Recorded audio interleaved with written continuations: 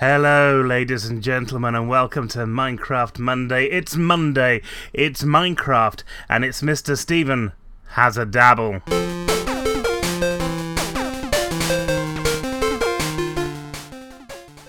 Oh yes, welcome back to Minecraft Monday. I'm very excited about tonight, mostly because I can hear myself in my headphones and that's not incredibly annoying at all. There I go, I've turned myself off. It often happens. So, Minecraft last week, I'm sorry it was a really short show. These things happen occasionally. But I did go into the very first opening bits of redstone and what you need to do in order to make redstone and well, not make it, but to use it. We're going to do a little bit more of that today. So, without further ado, let's switch back over to the game. Yes, here we are, and you can see here, this is our ziggurat. Now, I've not built it up anymore this week, but what you can see is some little things are going on in the opening, and if we just fly over there, you see I've been doing redstone because the bar along the bottom, oops, the bar along the bottom has got a load of things that I've been using recently. So what we've done this week is we've put a checkered floor in here, and you can see here we've built some doors. And they're very special doors because as we walk towards them, they open automatically. Yes, that's right. We created a very badly opening. Or I've got on the wrong side of them now. Let's try again. Automatic doors working automatically. They do work. I was a little bit too eager, I think, last time. So there you go. Opening doors opening. They're great. And then opening as you go through the other way as well. Again, they're working, they're fantastic, I really love them. And I'm going to go into how I did this today, but I do want to just share a couple of things. We've got some obsidian around the outside now, and I've got some glowstones and things up there. Some of this is done just to make it look better. Some of this is done because it's technically how the door works, so we'll go into that in a bit.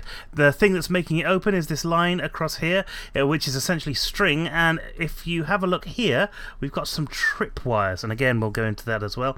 And this nice sort of chessboard carpet, I suppose it's a carpet, that I've put down is literally carpet, but I have put some torches underneath it as well, so it's generating light as well, and when nighttime comes around, you'll see what I mean by that. Now, if we head over to where we were before, you see I've spent this week kind of experimenting with stuff, and tonight I'm going to show you what all that stuff is. But first of all, let's go over the basics of redstone really, really quickly again.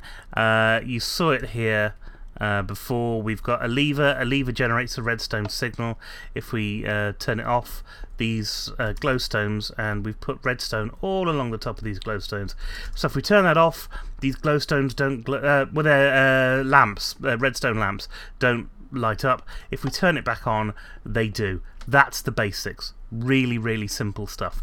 You can go onto that, and then from there on, you can have this thing called a repeater. So if you have a redstone signal, and because a redstone signal only lasts 15 blocks, so if you need something that's a bit more, you need a repeater, and that sort of boosts the signal. But it also adds a tick in, and you can set the repeater to add a certain amount of ticks. So we'll go over exactly what ticks are, but if you think of them as cycles, if you think of a redstone current as being vroom, vroom, vroom, then a repeater will go vroom, vroom, would add a sort of a tick into that, a little step into that. And as you can see on screen, you can actually set this between positions 1, 2, 3, and 4, and that's going to be really, really important later on. What we didn't take a look at last week was inverters, and I'll just go over that really quickly now. So if we've got a block, for example, we're running a redstone signal up to the block. We can put a torch on the other side, and then we can run more signal over there, and you can see this signal is all lit up. Because, you know, that's how these things work. So if I now find a switch or a lever, there we go, put our lever in here, like that, you can see our lever will light this up. Alright, nice and simple. But what's happened over here? Because all of this has suddenly gone off. And that's because we've put an inverter there. And what this does is that when you put a redstone torch down, it automatically generates a signal. When you run using a block, when you run a current, redstone current, to the block that the torch is on, it turns that torch off. And that means it turns off the signal that's going through to the other side. And this is really, really useful when you're thinking about switches and the open or closed state of a circuit. So, for example, this circuit here at the moment is closed because there's no current running to it. When I turn a current on, things happen. So this is open. Now, nothing exciting happens. It's just a little bit of a thing that happens. And we'll go over what's happening there in just a second. But what we might want to do is to have that current be open all the time, like we've got with our doors, and I'll show you that later. And then when somebody triggers the switch, it turns the current off, and in that case opens the doors. Again, I'll show you that as we go on. The other thing I wanted to take you through very quickly is pistons. Pistons are really cool. We've got sticky pistons on the things that you've just seen. If you type in piss, it's that's the thing. Type in piss onto that. There we go. Put that down there. Now, pistons can be at various different angles and things. If I do one from above, it puts it up. If I do one from here, it'll put it to there, and from there, it'll put it to there. So you can see you can angle the piston, and this wooden bit is where the piston's coming from. You can angle that wherever you want it to go. Now, let's all of a sudden turn off this switch. And turning off that switch lights up this redstone torch, and lighting up that redstone torch gives you energy to the piston, and the piston opens. That's very exciting, because suddenly it means you can do technical things with pistons. So if I take a look at it from over here, and I flip this switch again, you can see on the right side of the screen that the piston's gone in. And this is what I've used to build this. Now, this particular circuit here, and that's why it's so far off, so you can see the whole thing. We've got a whole load of pistons stacked on top of one another, and then we're going to flip the switch, and as we do, you see the pistons move in and out. Really, really simple to do this, but what you have to remember to do is to run redstone in a circuit all the way around. Now, if you've seen redstone builds before and they seem to be really, really big and they've got lots of different blocks on them, this is exactly why. Because redstone needs to be run all around the things that you're wanting to power. And in order to do that, you need at least a block of space for each bit of redstone that you want, and somewhere for it to go as well. And that can be a little bit tricky. We're going on to the next, a really, really complicated thing, and how we made the doors right now. Because this is essentially all you need to know in the basics. The only other thing that we've dealt with here, apart from the fact that there are skeletons wandering through obsidian down here, I'm not going to call it a glitch, I'm going to call it a silliness. It's a Minecraft silliness, ladies and gentlemen. Right, let's go over here. This is where I was going to show you how tripwires work, but we'll do that in just a second. So, the only other thing you need to know about pistons is double pistoning. Now, we can do a double piston if we put one in front of another. But in order to make that work, we need to use repeaters. And we need to use repeaters because we need to have the redstone going to the right place. So, if we do this, and we're going to need to set these as well. And I'll take you over why this works in just a second. Oops, wrong thing to do. And we put a torch here, for example. You can see we've got a double piston action on there, and taking the torch away closes it back up. And that is what we've got over here. Only over here, we've got it en masse. So, what's happening over here is we've got oh dear, oh yeah, don't do that, that's not a good idea. We've got a series of repeaters and we've got a series of these circuits. Now, what we saw over there, I can't fly for some reason. Maybe I'm too close to these. Maybe I'll just walk. Okay.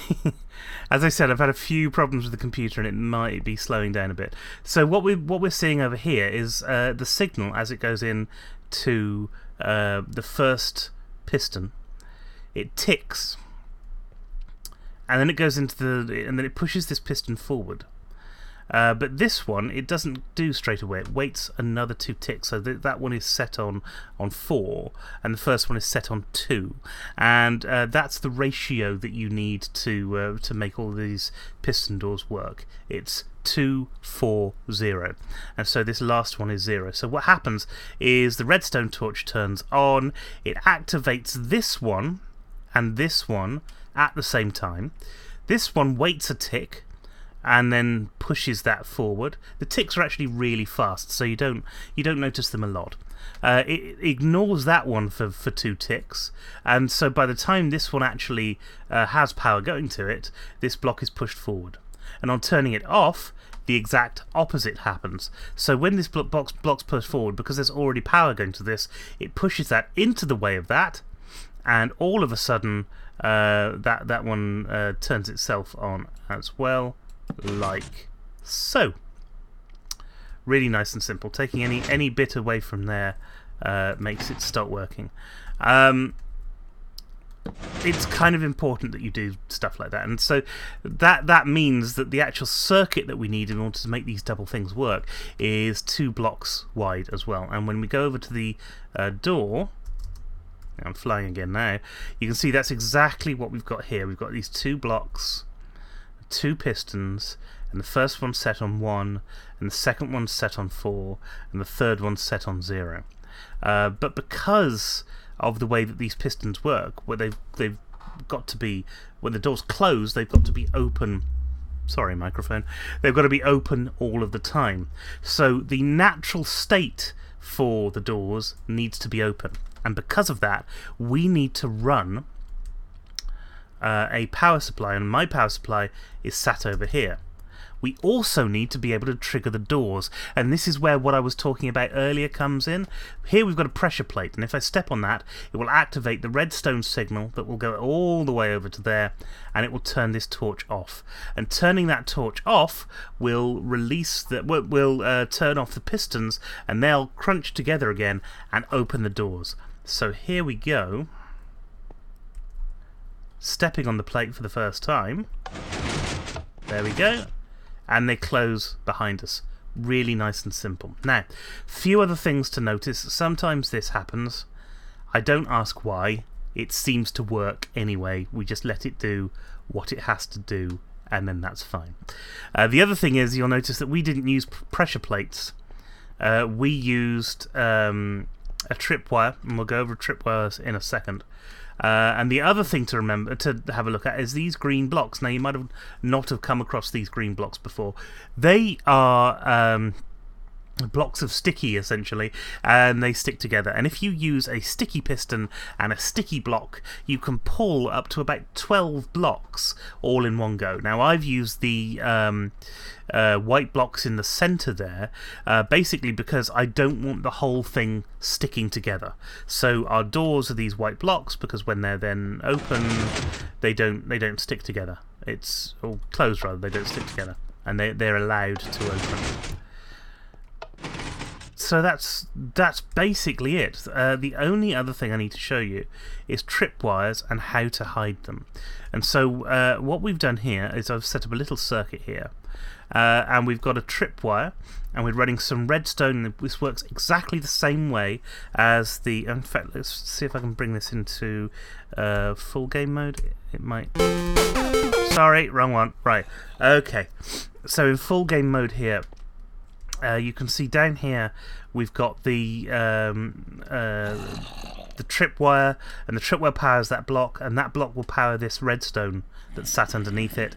Then this will go all the way along this line, and then this line that comes up here up to the glowstone, not glowstone, sorry, the lamp, will add redstone and redstone signal to that lamp. So by running over this tripwire, which is just the tripwire things and a piece of string in the middle of it, we turn on the lamp, and by going away again, we go away. And that, ladies and gentlemen, is how we open our doors. Isn't that nice? Isn't that nice and fun and exciting? Anyway, so sticky pistons, we've done sticky pistons, we've done tripwires. The other thing I suppose I'm going to take a quick look at is how to hide all of this stuff, because if you look at this, it's quite bulky, and you know, you don't want that on show in your own things. So we'll just go over here and have another quick look over here. Now you'll see that this is a little bit lit up again, because of the torches and things we have under the floor, and you'll also see as we step through here, we have got these two big columns there. And you can actually start to see under here what's been going on, because I've not filled all of this in yet. So underneath all of this, I seem to be Endermen like this hotel. I might call this the Enderman Hotel. We will see. One of them's disappeared. They do that. Oh, no. Obviously not happy guests, that's the problem. Right, let's start to open this up. Now I need to leave that block in place, but I can open the rest of it. And this is what's taken the time this week, is doing the circuitry for this so that it fits in as small a place as possible, but it still allows you to pull and push the doors and everything. So that is essentially what you're seeing, and it goes around the front as well. It sticks out at the front a bit as well, but it allows us to hide most of this stuff in as good a place as we can, so that we've got all the trigger mechanisms are all under the floor and everything. Now this is going to pose a little bit of a problem for us with lighting, and I'll try and sort out what we're going to do with that later on in the week. However, before we do that, we just need to put the finishing touches onto this and just build the rest of the floor back in here. Again, creative mode being brilliant because we've got quartz and everything. There we go.